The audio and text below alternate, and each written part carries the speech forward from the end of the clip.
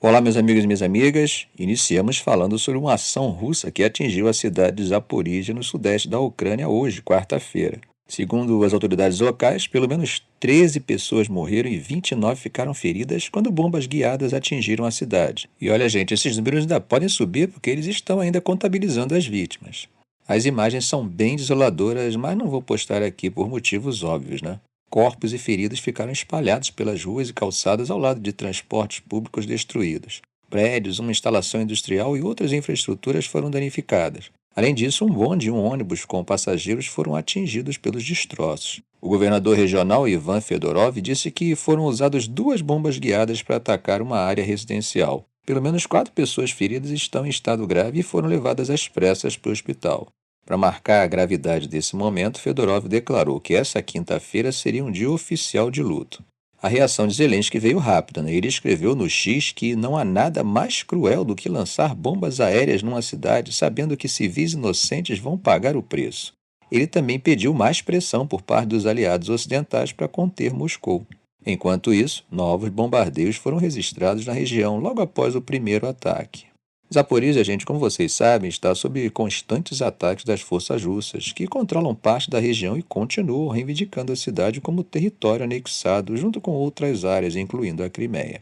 Essa estratégia de Moscou mantém a região numa linha de fogo constante. Enquanto isso, depois da nova iniciativa ucraniana em Kursk, a situação por lá esquentou bastante, hein? Segundo o think tank ocidental sediado nos Estados Unidos, o Instituto para o Estudo da Guerra, as tropas russas retomaram terreno recentemente em várias áreas da região, como Borov e Kruglenkoy. Imagens geolocalizadas mostram avanços em rodovias importantes e indicam a presença de forças como a 27ª Brigada de Fuzileiros Motorizados do 1º Exército Blindado de Guardas. Mas a situação está longe da estabilidade, tá? Havendo inclusive registros de deslocamento de efetivo russo de outras regiões da linha de frente para o Oblast de Kursk. Bom, gente, mas a Ucrânia também registrou ataques contra os russos. Segundo informações ucranianas, eles realizaram, durante a madrugada, um ataque contra um depósito de óleo que serviria a uma base aérea militar na cidade russa de Engels, ou seja, segundo a informação deles, não seria um alvo civil. Essa informação foi divulgada pelo próprio exército ucraniano hoje, quarta-feira. De acordo com o relatório, houve múltiplas explosões e um grande incêndio no depósito de óleo Cristal. Esse local, segundo os ucranianos, fornece combustível para a base aérea militar Engels II, que é a sede da frota de bombardeiros estratégicos da Rússia. Num comunicado via Telegram, os militares ucranianos afirmaram que o ataque ao depósito de óleo cria sérios problemas logísticos para a aviação estratégica dos ocupantes russos e reduz consideravelmente sua capacidade de atacar cidades pacíficas e infraestruturas civis na Ucrânia. Além disso, Oleksandr Kamyshin, conselheiro presidente da Ucrânia, confirmou que o ataque foi realizado com capacidade de longo alcance desenvolvidas internamente pelo país. Por outro lado, as autoridades locais informaram nessa mesma quarta-feira que um ataque de drones ucranianos causou um grande incêndio em um local industrial na região de Saratov. Meus amigos e minhas amigas, vamos falar sobre um tema que chamou bastante atenção hoje. É que líderes europeus mandaram um recado direto ao então presidente eleito dos Estados Unidos, Donald Trump, pedindo que ele não interfira nas fronteiras do continente. Mas como assim? Isso aconteceu, gente, após Trump, em um anúncio, não descartar a ideia de tomar a Groenlândia à força. É claro que isso acabou gerando muita preocupação entre os europeus. O chanceler alemão Olaf Scholz foi claro: as fronteiras não devem ser alteradas à força. O princípio da inviolabilidade das fronteiras se aplica a todos os países, seja a leste ou a oeste de nós. Scholz também comentou que em suas conversas com parceiros europeus percebeu uma grande falta de compreensão em relação às declarações recentes dos Estados Unidos. Por outro lado, Jean-Noël Barrot, ministro das Relações Exteriores da França, disse que a Europa não tolerará que outras nações no mundo, seja quem for, e eu diria começando pela Rússia, ataquem suas fronteiras soberanas. Ele também afirmou que não espera que Trump realmente invada a Groenlândia, mas alertou que a Europa precisa despertar para um mundo mais inseguro. Isso acaba ecoando os alertas feitos pelo presidente francês Emmanuel Macron, que disse que o continente deve se fortalecer ainda mais. Agora, gente, um ponto interessante, tá?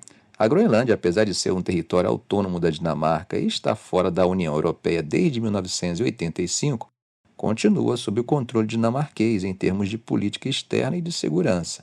A Comissão Europeia confirmou que a cláusula de defesa mútua da União Europeia se aplicaria à Groenlândia caso ela fosse alvo de agressão militar. Vejam só como é que a situação está ficando, hein? Vocês devem lembrar que não é a primeira vez que Trump levanta a ideia de controlar a Groenlândia, né?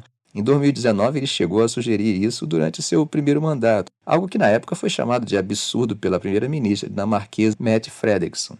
Recentemente, Lars Løkke Rasmussen, ministro das Relações Exteriores da Dinamarca, disse estar disposto a dialogar com os Estados Unidos para aumentar a cooperação no Ártico, enquanto o primeiro-ministro da Groenlândia, Mute Ejid, teve um encontro com o rei Frederico X da Dinamarca. Bom, do lado americano, o secretário de Estado em saída, Antony Blinken, classificou a ideia de Trump de tomar a Groenlândia como obviamente inviável e afirmou que isso não vai acontecer.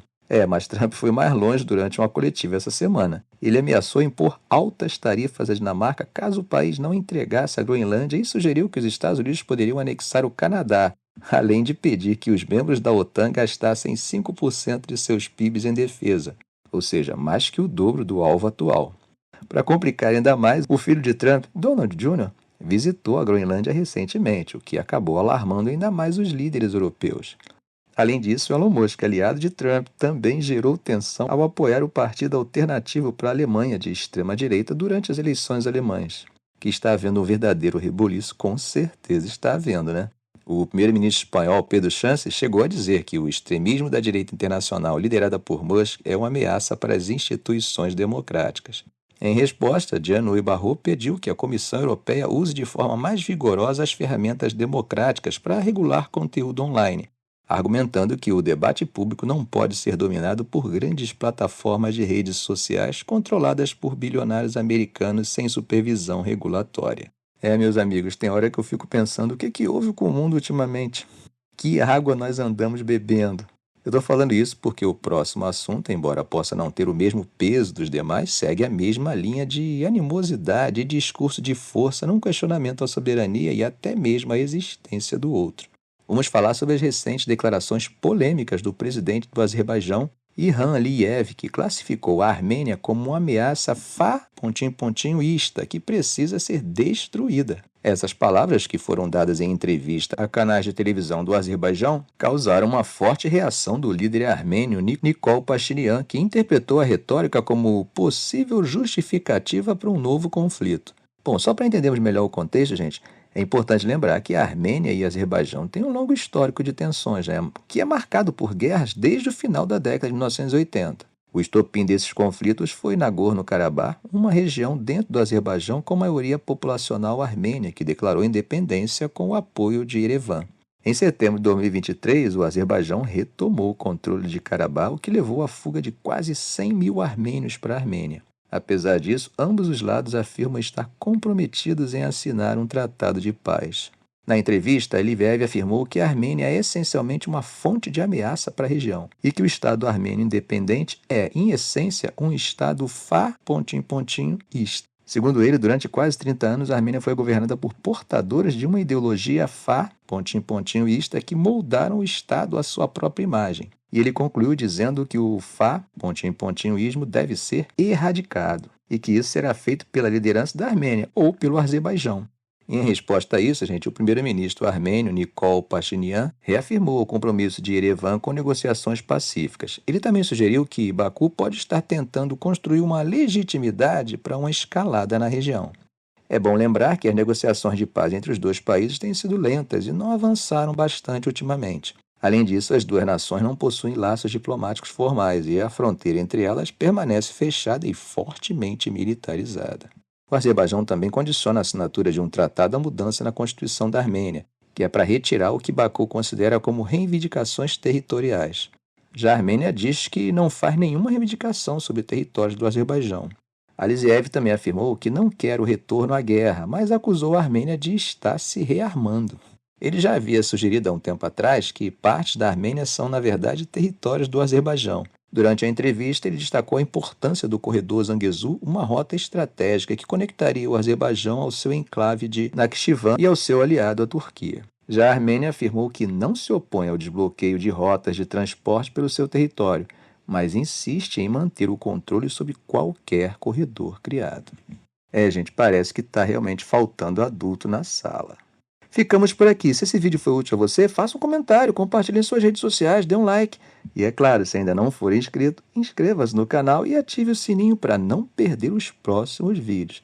Ok, gente? Um grande abraço do professor Arão Alves.